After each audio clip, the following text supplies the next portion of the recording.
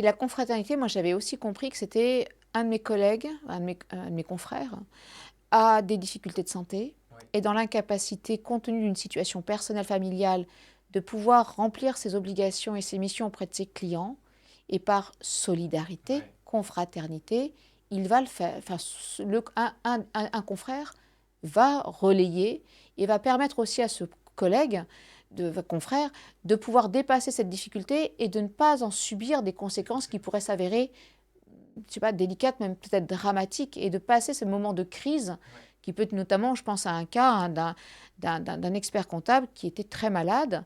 Et dans le cadre de la continuité, eh bien, c'est un confrère qui avait pris le relais des dossiers de manière à ce que les missions s'exécutent correctement et que les clients eh bien, soient quand même satisfaits. Et j'avais trouvé, ça avait été l'objet d'un rapport de stage d'un de mes étudiants.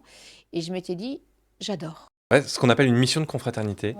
Ouais. On a souvent le cas aussi quand vous avez un expert comptable qui meurt, parce que, il y a un cabinet qui a été créé, c'est souvent l'affaire d'une vie, hein, l'histoire d'une vie et Parfois donc d'une famille. d'une famille et pour la succession, pour valoriser tout le travail Oui. avant que tous les clients partent à droite, à gauche, et bien, en fait, l'ordre des experts comptables demande souvent à un jeune expert comptable qui vient de créer son cabinet: «Est-ce que tu veux réaliser, cette mission de confraternité?» Ce qu'il faut savoir, c'est que le confrère qui réalise cette mission-là n'est pas rémunéré Oui, pour c'est ça. vraiment pour ça que je disais le terme, tu vois, de solidarité. Ouais.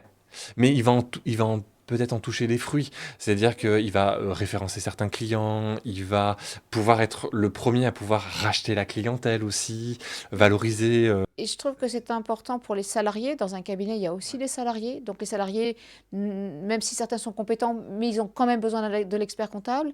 Donc les salariés ne seront pas abandonnés, les clients ne sont pas abandonnés. Donc ça permet une continuité, entre guillemets, notamment des contrats, mais vraiment une continuité aussi de la relation de confiance dans des moments qui sont parfois difficiles. Exactement. Et ça, je trouve ça très puissant, vraiment.